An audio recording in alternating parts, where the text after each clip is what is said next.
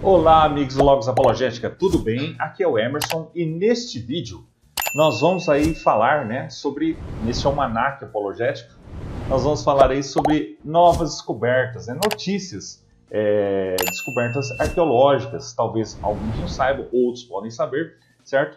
Mas aí notícias arqueológicas sobre a arqueologia bíblica, sobre a arqueologia que trata disso, tá bom, pessoal?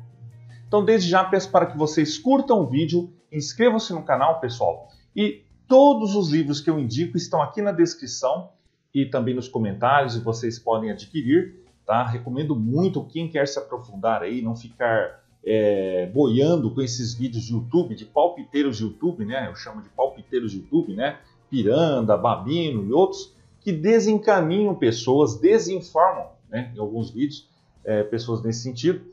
Então, vocês podem se formar estudando, vendo os livros, comprem aqui nos links, tá? Arqueologia bíblica, série apologética, que nós recomendamos aí. Todo o material que eu recomendo é útil para todos, tá bom, pessoal? Para edificação de todos aí, tá bom, pessoal? Então, nós vamos passar aqui para a primeira notícia, Arqueólogos celebram descoberta de local onde Jesus Cristo teria sido julgado. Cientistas alegam ter encontrado restos do Palácio de Herodes, onde aconteceu condenação segundo o Novo Testamento. Tá? Então, nós já falamos sobre isso, eu estava vendo isso um tempo atrás também, possivelmente lá sobre o patíbulo, que se menciona, certo? Porque nós vemos esse desespero dos ateístas em negar Jesus, eles vão de encontro aos historiadores que nenhum duvida, levam o Novo Testamento a sério, e realmente pode ser levado como documento, certo? Então aqui, ó, sob camadas do piso de um antigo prédio abandonado em Jerusalém, o suposto palco de uma das mais famosas cenas narradas no Novo Testamento, o julgamento de Jesus. Arqueólogos anunciaram esta semana terem descoberto os restos do palácio do rei Herodes ao lado do Museu da Torre de Davi. No local, o governador romano Pôncio Pilatos teria condenado Jesus à morte, segundo o relato da Bíblia. A descoberta pode ter impacto no caminho percorrido por peregrinos cristãos que viajam a Jerusalém.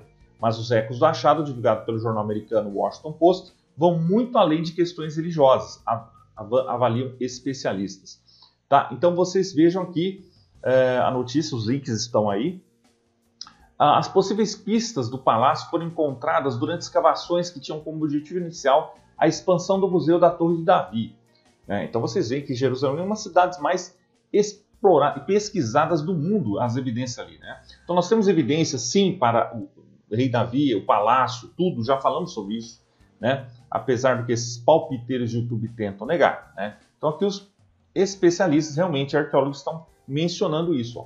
Os profissionais envolvidos no trabalho sabiam que o prédio, localizado no lado ocidental da cidade, havia sido usado como prisão quando a cidade estava sob domínio otomano e britânico.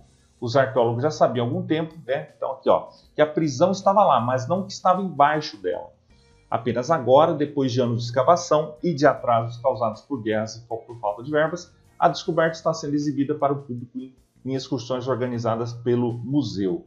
Tá? Então vocês podem ver aqui, pessoal, olha só, para Amit Hen, arqueólogo de Jerusalém, que liderou a equipe de escavação há mais de uma década, a prisão é uma grande parte do quebra-cabeça de Jerusalém e mostra a história da cidade de uma forma muito original e clara. Então aqui vocês podem ver, pessoal, tudo.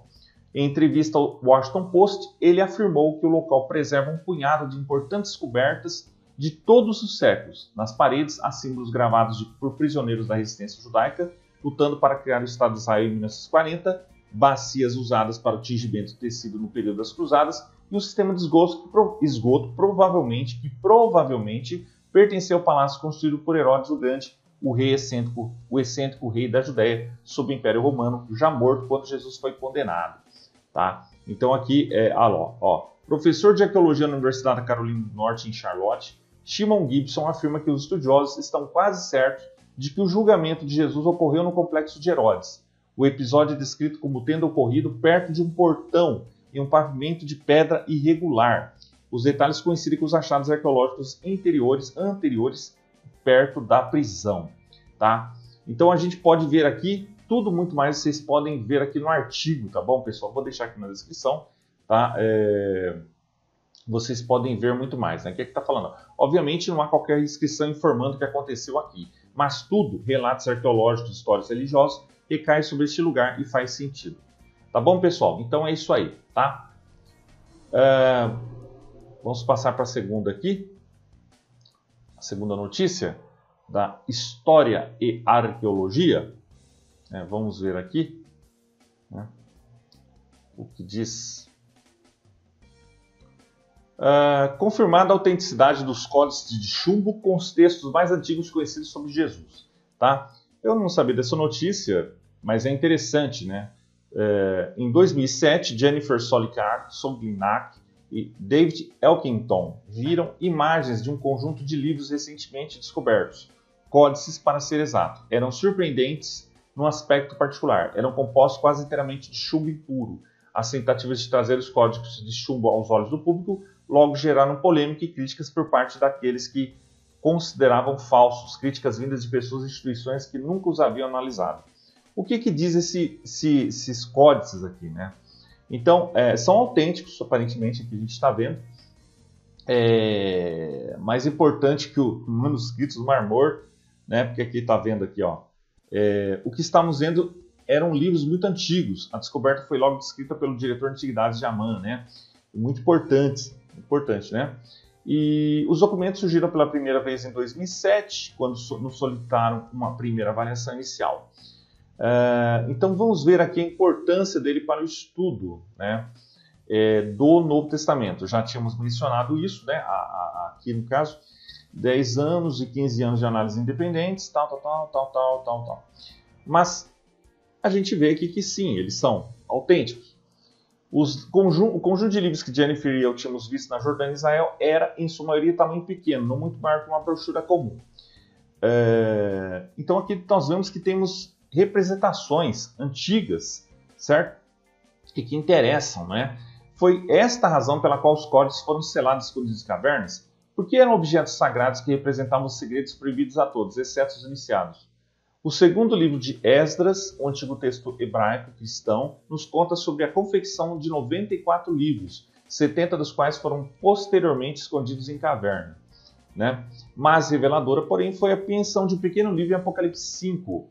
Então, aqui não é que ele fala, não nos referimos, obviamente, ao fim do mundo, mas sim a um livro sobre a visão, sobre os segredos do templo. Tá? Pessoal, então quem quer se aprofundar mais na notícia, que tem interesse, realmente está aqui o link também na descrição. Né? Curioso, interessante, tem que ser avaliado. Né? Tá? Vamos lá, para a próxima. Tá?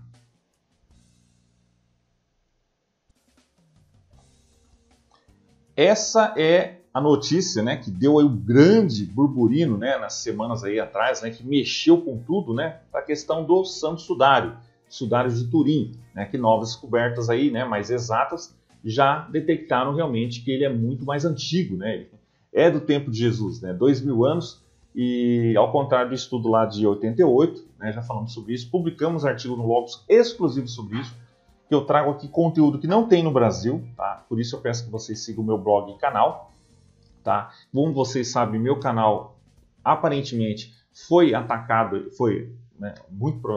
meu canal foi atacado aí, né, as seclas, né, provavelmente ali dos ateístas, né, com falsas denúncias, e por isso as visualizações aí e foram atacadas. Esse pessoal é muito desonesto, né, pessoal? Eles não suportam argumentos. Eles vêm aí com ataques, porque muito estranho, depois que eu comecei a refutar esse Piranda, né, Miranda e outros, Babino, muito curiosamente as visualizações aí foram, né, afetadas. Então, muito estranho, né, pessoal? Eu não sei, nós estamos vendo aí pro YouTube, porque é muito estranho, pessoal, porque eu publico conteúdo de qualidade, certo?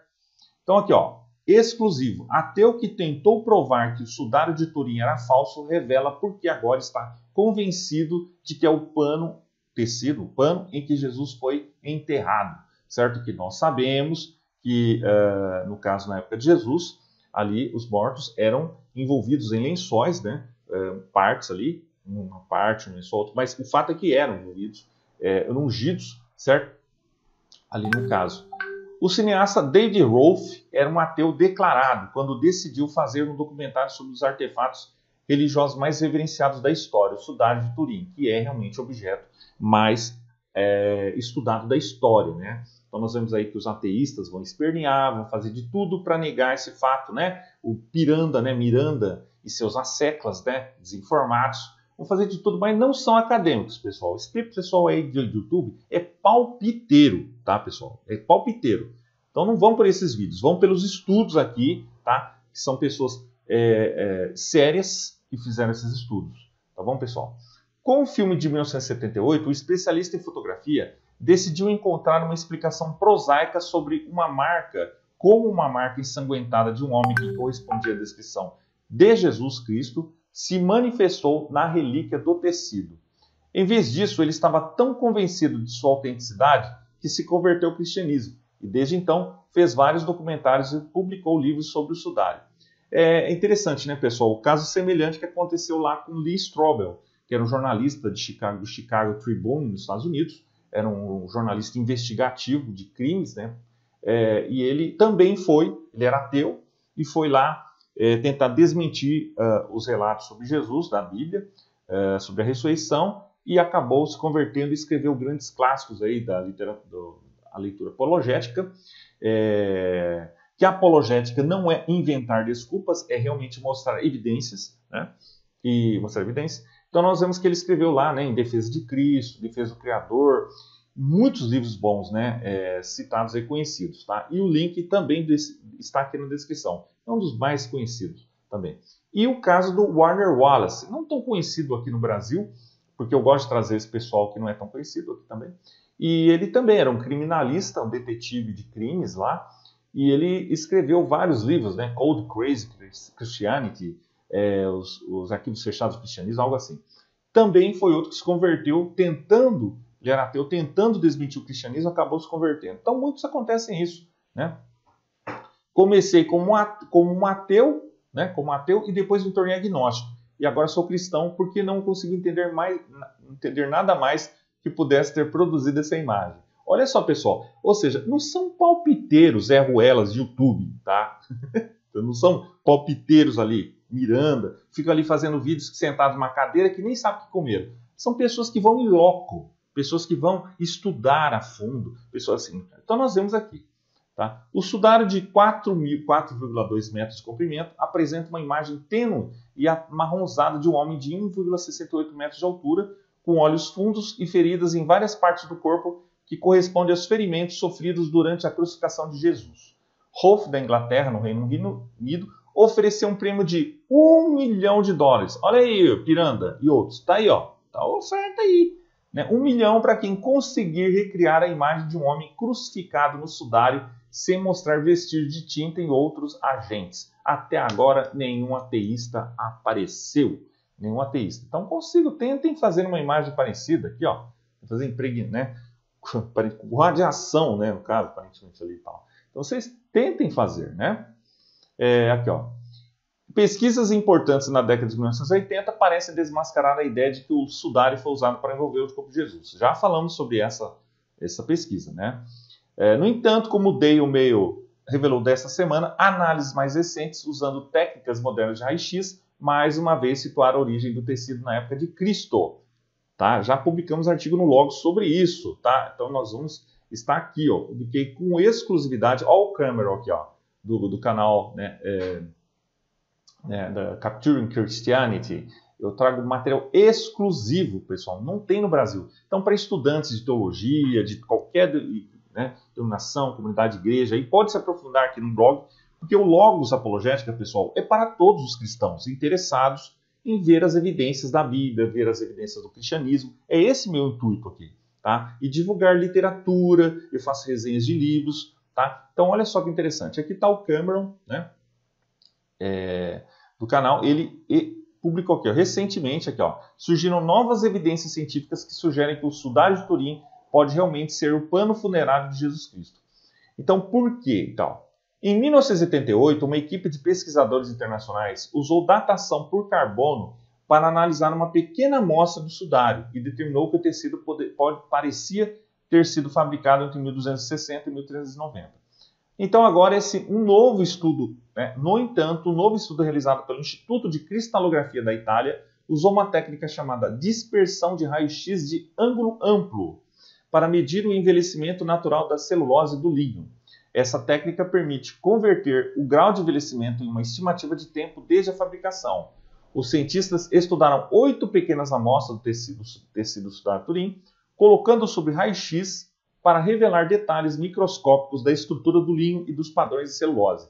Com base na quantidade de degradação da celulose, a equipe determinou que o sudário de Turim provavelmente foi mantido em temperaturas de cerca de 22 graus e uma umidade relativa de aproximadamente 55% por cerca de 13 séculos antes de chegar à Europa. Então, todas as informações exclusivas, não tem outro lugar, pessoal. Está aqui no blog do Logos. Vocês podem ver aqui, tá? Está aqui, ó, fontes acadêmicas, está tudo aqui, tá bom, pessoal? Vocês podem ver, publico muito mais informações também sobre isso, tá? Então, aqui mais um cético, né? Mais um ateu, cético, que tentou desmentir, tá? E olha só que interessante, tem mais aqui, ó, evidências arqueológicas aqui, ó, tá aqui, ó. Arqueólogos fazem descoberta sensacional no local onde Jesus ressuscitou, tá? Nós vemos aqui que tem um santo sepulcro, né? Já falamos sobre isso, tá? Estou convencido de que o sudário de Turim é autêntico. Pessoalmente, não tenho dúvidas, disse Rolf, que lançou recentemente um novo documentário, Quem Pode Ser Ele, tá? E ele já deu o prêmio aqui. Então tá aí, né, Tonho? Candidate-se aí, né? Tenta aí, né? Tá certo, pessoal?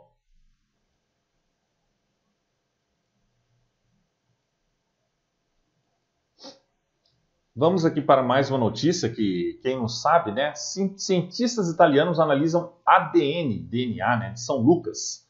Esqueleto sepultado em Pádua pode pertencer ao evangelista.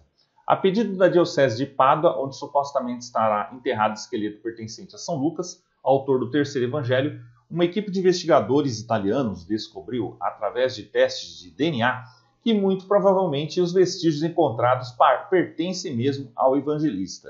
A polêmica sobre se de fato o esqueleto de 1700 anos, sepultado em Pádua, pertencia mesmo a São Lucas, tem vindo a arrastar-se ao longo de vários séculos. Agora, a equipe liderada pelo geneticista Guido Barbugiani, da Universidade de Ferrara, vem acrescentar mais algumas pistas a esta longa história. Tá? Então aqui vocês podem ver mais notícias sobre isso, tá? Está aqui. Tá? Então, mais um fato interessante, tá? Porque nós vemos, ó, São Lucas nasceu na colônia romana de Antioquia, na Síria, hoje território turco, numa data incerta do século I, e morreu por volta do ano 150. Foi o terceiro evangelista, sendo os restantes Mateus, Marcos, Lucas e João. Tá? Porque a gente vê que os ateístas tentam desesperadamente, né, dizer aí que os evangelhos são anônimos, né? Mas não mencionam muita coisa, né? Não mencionam muita coisa. Eu acho engraçado esses ateístas, porque eles não usam esse mesmo critério para outras obras históricas. Já falamos sobre isso, tem muito mais intervalo entre as obras de Sócrates, Aristóteles, a quantidade de manuscritos e as primeiras menções históricas a eles são muito esparsas, né? O tempo é muito grande. Tá? Enquanto para o Novo Testamento ali, o que eu quero dizer? Não é a quantidade de manuscritos que provam somente, mas a questão de serem próximos dos eventos reais, não terem tempo de inventar lendas. E Lucas investigou, né, ali pessoas testemunhas oculares de Jesus. Né? Então nós vemos isso. São estudiosos, pessoal, não são palpiteiros de YouTube, tá? Não são palpiteiros ali de YouTube Miranda, não são essas pessoas que estão falando. São cientistas, são pessoas historiadores. Tá? Então não sejam desinformados por esse pessoal de YouTube, pessoal. Vão nos estudos aqui, ó, tá? Estamos aqui falando. Certo? Outra notícia aqui, ó. Arqueólogos afirmam terem encontrado a casa onde Jesus passou a infância. Tá? Então tem muita coisa, pessoal. Nós estamos aqui dando uma passada, tá? Toda semana, né? Vou procurar trazer mais. Esse aqui é um almanaque apologético. Então nesse almanaque apologético nós falamos de notícias interessantes aí ao mundo da teologia, ao mundo da apologética. Nós trazemos aqui notícias, nós trazemos aqui informações interessantes, certo, pessoal? Aqui, ó. Um sítio arqueológico em Nazaré volta a chamar a atenção do mundo cristão em período natalino. Seria o local onde o Filho de Deus viveu com Maria e José. Olha só que interessante, pessoal. A Sagrada Família, né? Então, tem tudo aqui, ó. Tá? Onde mais aqui, ó? Aqui tem um mapa, né? Vocês podem ver aqui, ó, a cidade de Nazaré, ao norte de Israel. Então tá nesse convento aqui, ó, certo? das freiras, quando freiras francesas se instalaram ali no século XIX, as ruínas estavam praticamente tocadas havia décadas, tá? Então, elas então escavaram o subsolo em busca de algo que corroborasse a história de que aquela teria sido a casa de Jesus. Então aqui tem aqui, ó, toda a história dessa descoberta, né? A casa de pedra calcária e tudo mais. Vocês podem ver aqui muito mais, tá bom, pessoal? Notícias interessantes, tá bom? Vamos lá para a próxima notícia.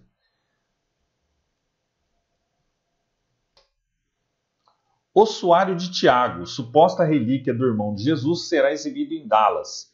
Embora o ossuário de 2.000 euros seja aparentemente genuíno, a questão subjacente é se sua inscrição paleohebraica é verdadeira. Tá? Então está aqui, pessoal, notícia do Jerusalem Post, né?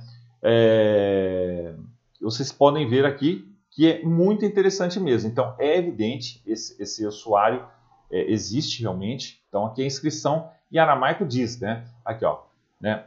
Que diz aqui a inscrição do século I. Jacó, Tiago, filho de José, irmão de Jesus. Porque nós sabemos, né, pessoal? O pessoal fala assim, mas havia muito Jesus. Jesus naquela época, Jesus, como nós sabemos, José mencionou. Só que, pessoal, primeiro, não tinha RG naquela época, né? Não dá para falar, esse aqui é a pessoa número tal, tal, tal, não é?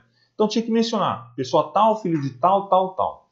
Então, José mencionou Jesus Cristo, né? Ele falou irmão de Tiago, né? Jesus chamado Cristo, irmão de Tiago, parente de Tiago. Então foi bem explícito, né, pessoal, separando quem é quem. E a maioria dos estudiosos não duvida que esta menção a Joséfo ali, a Jesus, na passagem sobre Tiago, é autêntica. Tá? Joséfo realmente mencionou ali em 2 vezes, ali, no caso de Jesus. Né? E realmente eles não têm dúvida que essa segunda é totalmente, porque a primeira aparentemente mas essa segunda é totalmente, 100% autêntica. Então aí vocês veem que é, né, a menção. Tá? Estudiosos alertam que o ossuário de Tiago pode ser uma elaborada farsa. Pode, alguns alegam, cujas palavras sinais, mas, né, a maioria concorda que realmente é autêntica. Tá? Então vocês podem ver aqui que o ossuário. Então o ossuário guardava aqui os ossos, certo? Então está aqui em exposição, né? Então, enquanto a inscrição 2.000 anos parece genuíno, né, o ossuário parece genuíno, a questão é sobre essa inscrição paleohebraica real. Né? Então, estão estudando, mas é muito interessante aqui a notícia. Tá bom, pessoal? Então, vocês podem ver aqui como foi adquirido, e o fato é essa inscrição. Jacó, Tiago, filho de José. Tá? Então, nós vamos aqui sobre isso, falamos sobre essa questão da veracidade. Tá? Está toda a notícia aqui que vocês podem ver. Tá bom, pessoal? Então, então aqui vocês podem ver sobre... Aqui diz mais, ó, né? Sobre essa notícia. Tá bom, pessoal? Então, vamos lá para a próxima, né?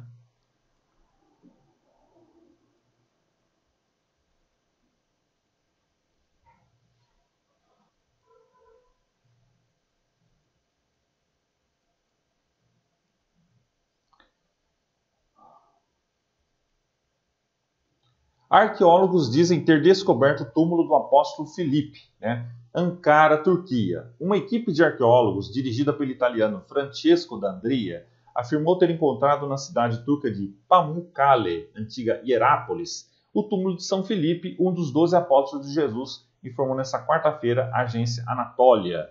Tá? Então vocês podem ver aqui, interessante a notícia de um tempo, mas vocês podem ver que é real. Tentamos encontrar lá há anos o túmulo de São Filipe, finalmente encontramos entre os escombros de uma igreja que escavamos há cerca de um mês, explicou o arqueólogo, acrescentando que a tumba ainda não foi descoberta. Pessoal, muito mais dessas notícias e descobertas vocês podem ver aqui nos cursos que nós divulgamos, Bacharel em Teologia, Combo Acadêmico, que tem formação também, tem um treinamento, uma formação sobre informações sobre arqueologia bíblica, com muito mais evidências, tá bom, pessoal? Então, quem quiser aprofundar, o Combo Acadêmico, o site oficial, está aqui na descrição, tá? Então tá, um dia será aberta sem dúvida. Essa descoberta é de grande importância para a arqueologia e o mundo cristão. Tá? Olha só que interessante, pessoal. Originário da Galiléia, atual Israel, Filipe foi um dos discípulos de Cristo. Isso. Tá aqui, pessoal. Então, notícia aí muito interessante, tá bom? Vamos para a próxima aqui. Certo? Cientistas encontram cópia mais antiga do Evangelho, uma múmia egípcia. Olha só que interessante. Um grupo de cientistas encontrou a cópia mais antiga do Evangelho, uma folha de papiro reutilizada para construir a máscara de uma múmia egípcia, revelou a agência F. Craig Evans, doutor em estudos bíblicos e um dos responsáveis pela descoberta. O Craig Evans, nós trazemos também material deles aqui, tá? Trata-se de um fragmento do Evangelho de São Marcos, localizado há 3 anos, e que agora especialistas da Universidade Evangelista de Acádia, no Canadá, consideram como o primeiro manuscrito do Novo Testamento da Bíblia que se tem conhecimento. Tá? Porque a gente vê ali que o Tonho, Antônio Miranda e outros gostam de falar ali, mas o P52 é mais antigo, como eles conseguiram dali tirar todo o Novo Testamento? Pessoal, é engraçado que esse pessoal aí, palpiteiro de YouTube, fala como se ninguém estudasse isso há 2000 anos, né? Eles são os que descobriram coisas que ninguém descobre, né? Eu não entendo como alguém dá atenção a esses canais, desses palpiteiros, né? Porque, pessoal, óbvio que se esse papiro ali do P52 já estava no século II, já desgastado, pensem comigo, isso significa o quê? Que ele já era os originais, dizendo que ele foi cópia, né? Ele tinha parte. Os originais manuscritos autógrafos eram muito mais antigos, ou seja, do século passado, que foi o século I. Qualquer pessoa racional deduziria isso, né? Mas não. O genial Tonho Miranda, né, vai deduzir que não. Todos os evangelhos, o Novo Testamento veio do século II.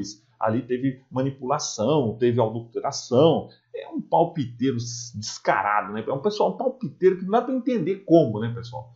Então a gente vê que pior são essas pessoas que seguem esses caras, esses vídeos, né? Pior, né? A gente vê no caso, né? Desinformado. Então a gente vê, pessoal, que o quê? Esses manuscritos, papiros no Egito, estavam conservados. Então a gente vê que se esses papiros estavam ali, é porque já estavam em circulação há muito tempo e por isso foram desgastados. Então precisou ver, já haviam menções deles antes, né? Então a evidência sobre o Novo Testamento é absurdamente avassaladora, né, pessoal? Nós vamos falar sobre isso mais, né, e tudo mais. Todas essas evidências vocês podem ver aqui. Tem o Gary Habermas, que não tem livro dele em português, mas se vocês quiserem, eu trago o material dele aqui, tá, em português, o Gary Habermas, que é um historiador, o Craig, né, o Habermas, né, o Gary Habermas e o Craig Blomberg, né, Craig Blomberg, são estudiosos que falam sobre isso, a confiabilidade histórica dos evangelhos está aqui, tá? Então vocês podem responder aos céticos aí, tá? Então aqui está o que acontece. Os cientistas acham que a origem do papiro remonta ao primeiro século de nossa era, entre o ano 80 e 90, o que representa uma grande novidade. Até então as cópias mais antigas datavam no século II depois de Cristo. Né? Os especialistas acreditam que alguém escreveu um fragmento de texto no papiro e depois outras pessoas reciclaram o material, muito caro na época, para elaborar a máscara funerária. Olha que interessante, pessoal. E nós já falamos sobre aquele estudioso Carsten Tigg, se não me engano, que já menciona que um papiro ali, um pedacinho de Mateus, é do século I. Já tem estudo sobre isso, tá, pessoal? Isso é avassalador para os céticos, né? Porque esses céticos aí adoram falar que o Novo Testamento do século II, tal, Atos, né? Então nós vemos isso, né, pessoal? Há evidências. Está aí, certo, pessoal? Então tudo isso eu posto, publico no Logos, tá, pessoal? No blog, aqui no canal. Então peço para que vocês apoiem meu canal aí, pessoal, porque dá trabalho parar, pesquisar, fazer vídeos. Eu preciso do apoio de vocês. Se vocês querem que eu faça mais vídeos de qualidade, traga mais conteúdo aí, apoiem pelo Pix, tá? O meu Pix é meu e-mail, está aqui. Tá? O Pix está aqui na descrição, meu e-mail, tem todo o contato aí. Entre no nosso grupo no WhatsApp para vocês serem informados de tudo que eu publico, tá? Também, os outros canais, inscreva-se no meu canal de desenho, de saúde. E temos aí também o Telegram, né, o grupo no Telegram, para que vocês também sejam notificados de tudo que eu publico aqui também. Tá bom, pessoal? Fiquem bem informados. Certo, pessoal? Certo, pessoal? Então é isso aí. Um abraço e até mais.